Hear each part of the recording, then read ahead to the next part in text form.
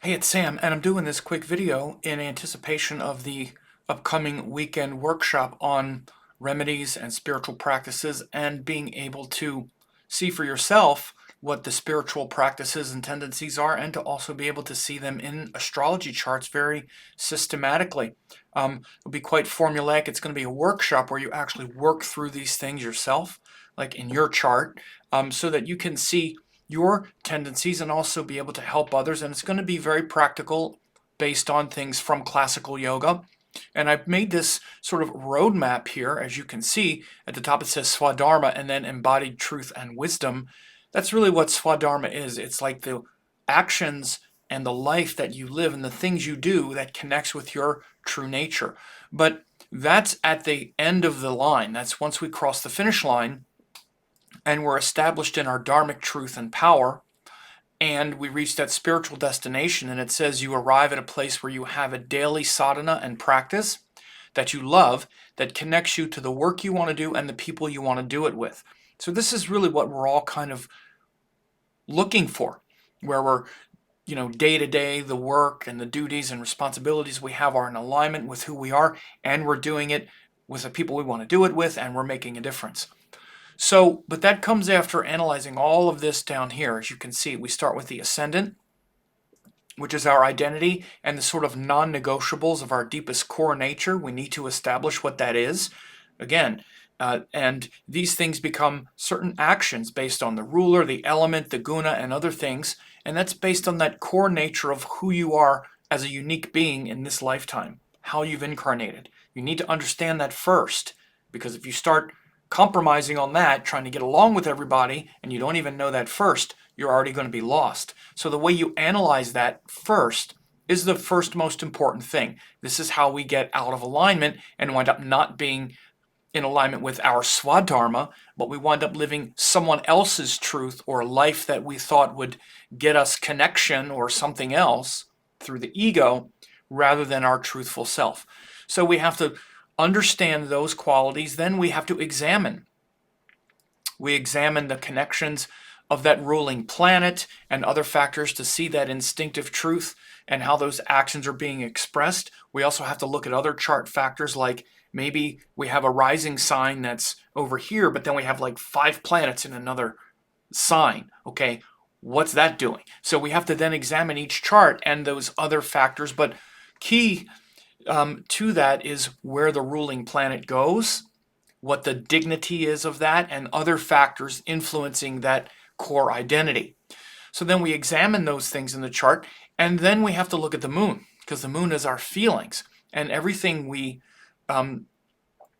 do in our life has to be integrated through the heart. So we have to examine how we feel about the things and experiences and see how embodied we are in our heart with those things. That's often the crucial piece. All these adjustments, we might know what's right for us, but it doesn't feel right. It doesn't connect us to the heart in the way that we want to feel connected. And again, a lot of it has to do with other people and the things that we're familiar with and that we're comfortable with. All this is analyzing the moon. So then we have to integrate all of that together, bring these principles together, and then we sort of lift off. Once we can see this and analyze this, again, it's going to be very formulaic. I have very simple spiritual practices and remedies chart where you're going to go through each of these things. Then it becomes very clear. So again, I have tons of checklists, graphics, and templates for this weekend's course. We're going to start with the qualities of Sankhya philosophy, but in a very specific way. We're going to look a lot at the elements and the karma indriyas and jnana indriyas. Those of you who've been studying with me for years have seen me sort of mention these things, but not really go into them very deeply. Now I'm going to go into them more deeply than you've ever heard me, because now it's appropriate to do so. Because when we're talking about remedies and whatnot, then we're talking about the elements and how we experience the elements. Of course, we're also going to have checklists and charts related to the planets and the zodiac signs. But for instance, this is how we can really approach these karma indriyas and jnana indriyas is what they're called. So we have the gross elements that come down from this higher source, that come down from this transcendent nature beyond. It filters down into Purusha and Prakriti, the sun and the moon archetypally, but then these 5 elements: space, air, fire, water, and earth. The most subtle to the most gross and dense element. And your karma is playing out through these 5 elements. Your karma on earth is playing out through earth, water, fire, air, and space.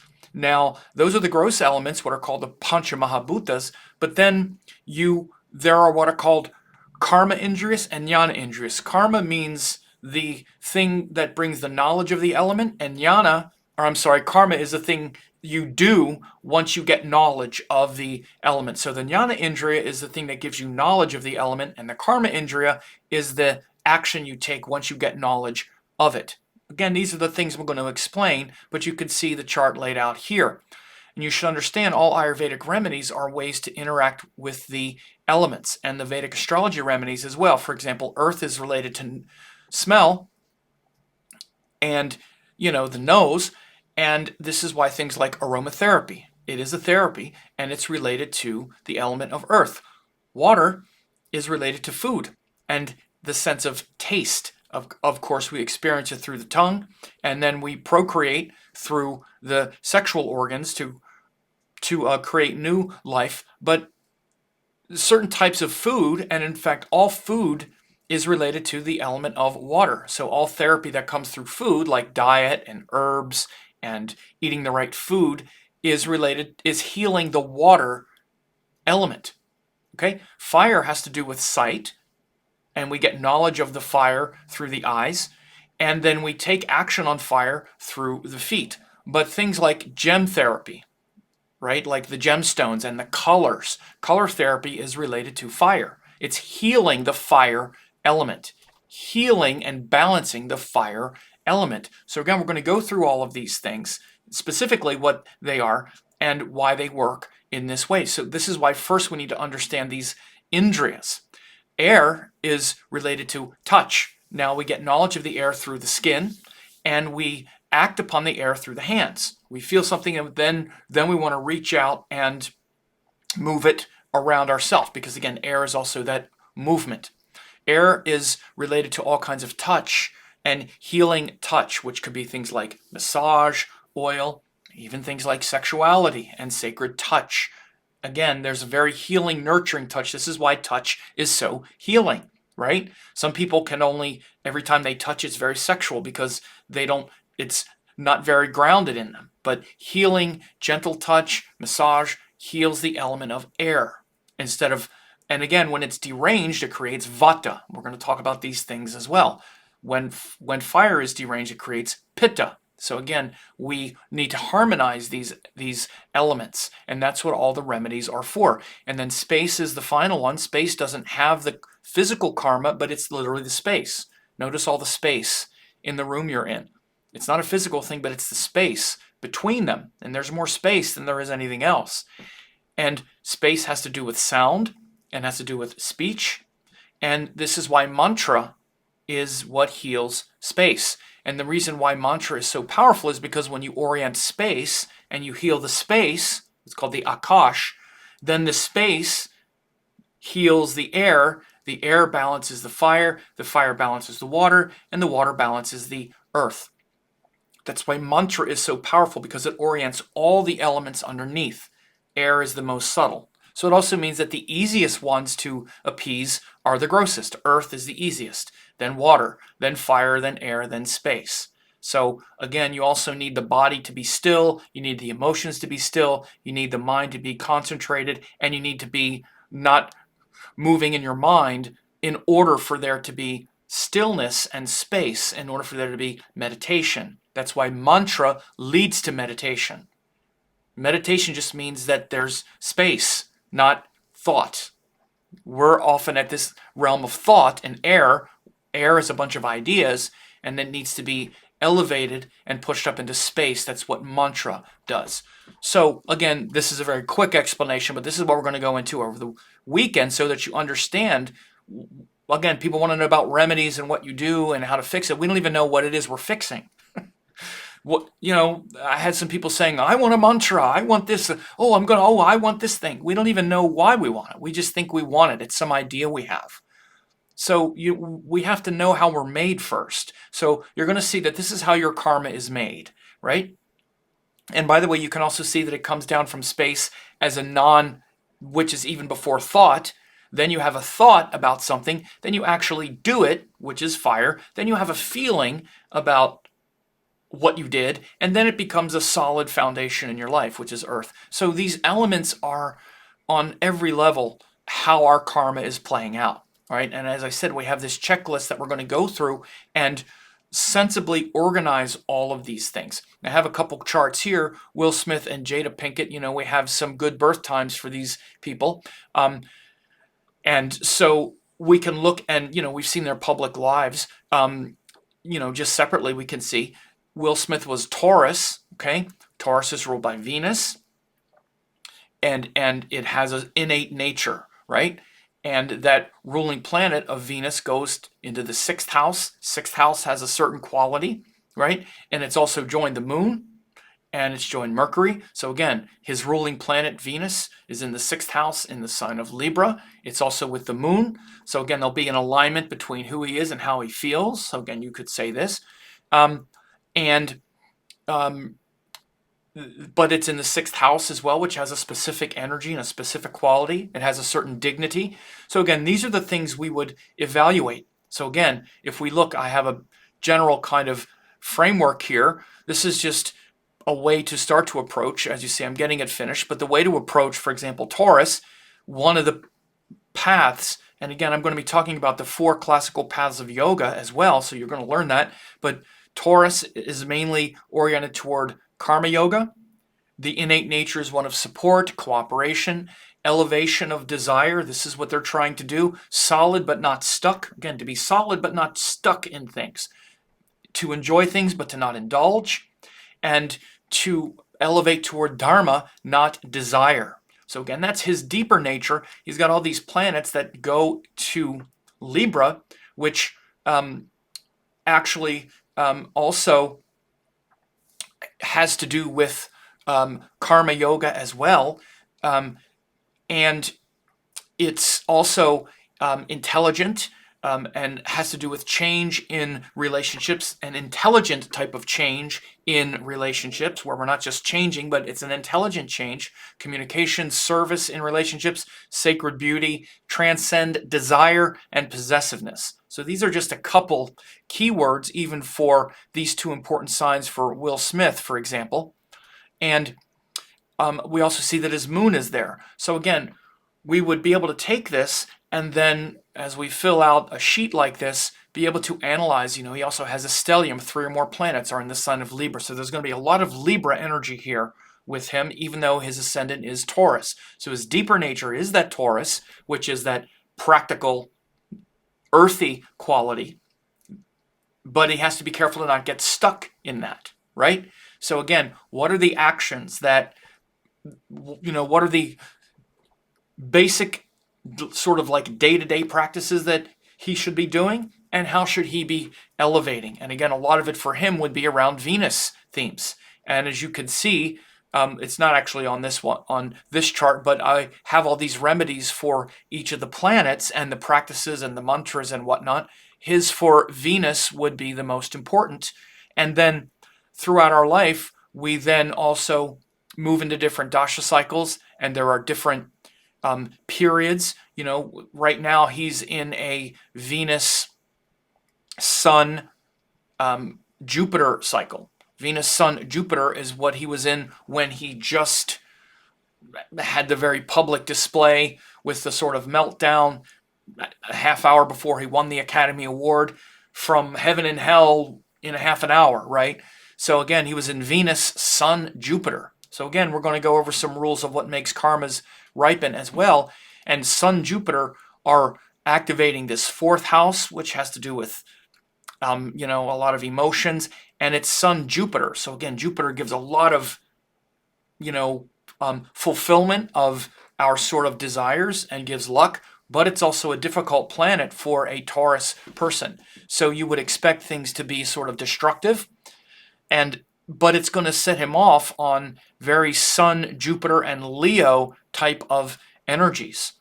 And again, there are spiritual practices associated with the sign of Leo. As I say here, Leo is about Raja Yoga, purification, leadership, enduring fire and vision, empowered and humbled, duty first, self unmanifest. So notice what recently happened, even though he's this Taurus person with all this Libra energy, when you look in his life, he's the guy who gets married and his public mantras were, bad marriage till the day we die, like I'm in it forever. This sort of archetype of Taurus energy may be a little bit dysfunctional, not to mention all the Libra energy. Oh, we'll cooperate. I can work it out. I can handle anything.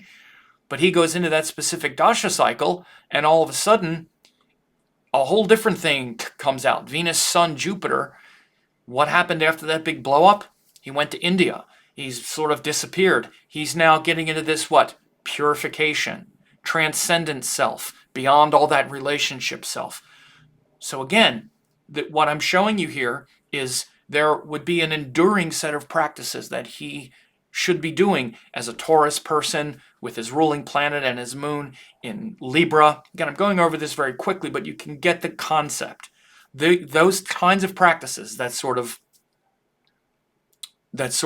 karma yoga, service. By the way, he has done a lot of this kind of stuff, service and giving back and very practical things. But now these specific moments come, and the spiritual practices within that are very different. They literally relate to things like yoga, purification, truthful identity, getting real about things.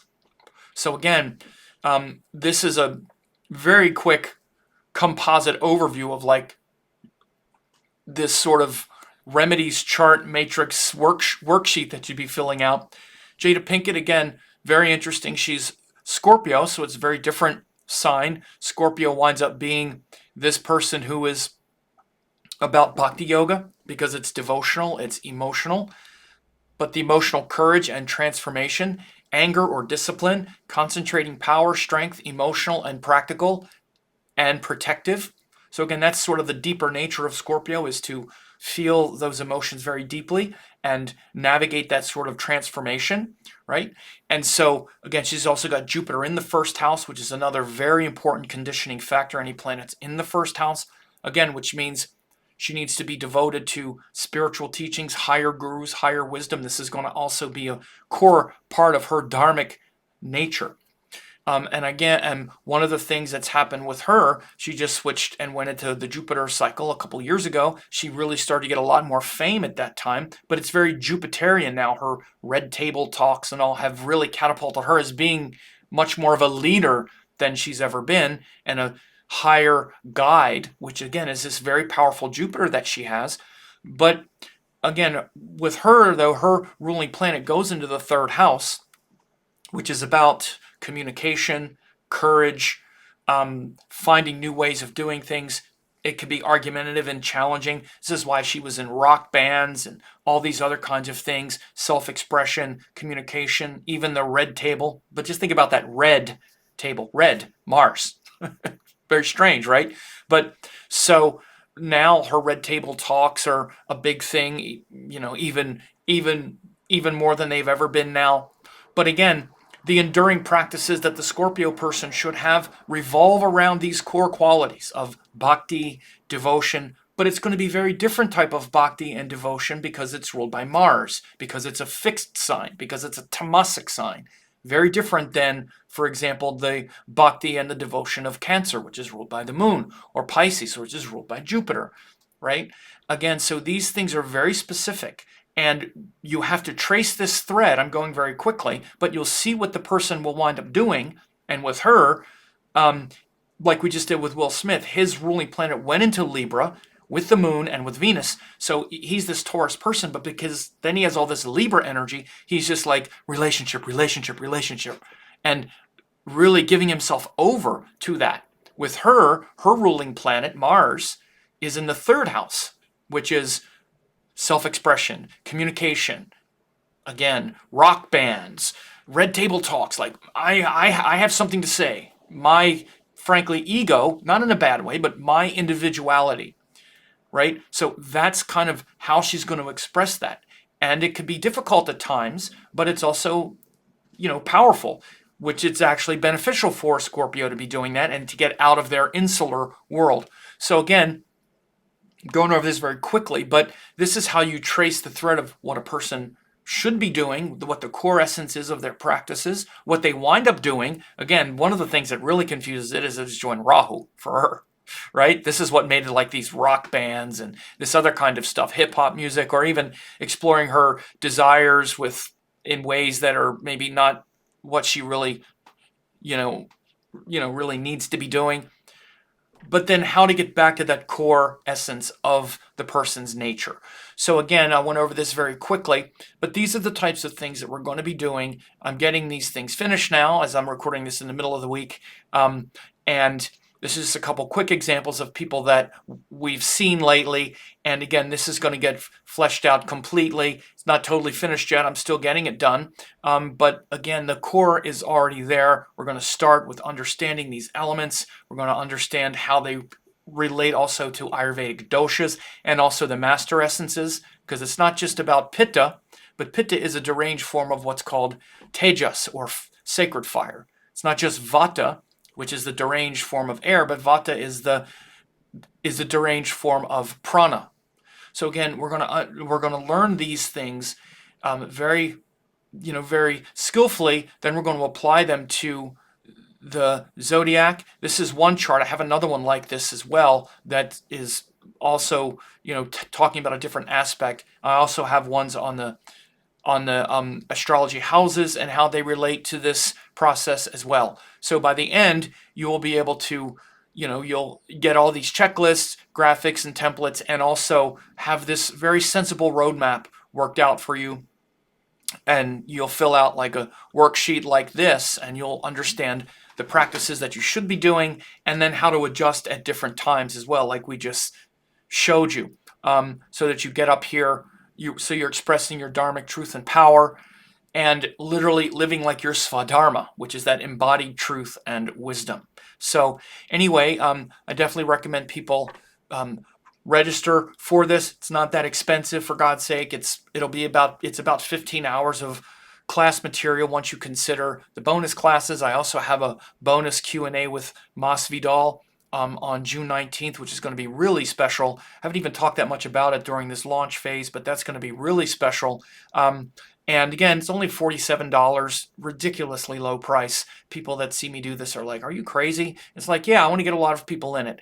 After this weekend, it'll go up. It'll be double. It's literally 50% off. So again, you're watching this, get it now. And I hope to see you there. And this will be something that, again, I'm asked this more than anything else. People ask me constantly, what should I do about this? Do you have any remedies for it? Well, what should I do? Well, you're going to learn it. So anyway, I hope to see you in the class.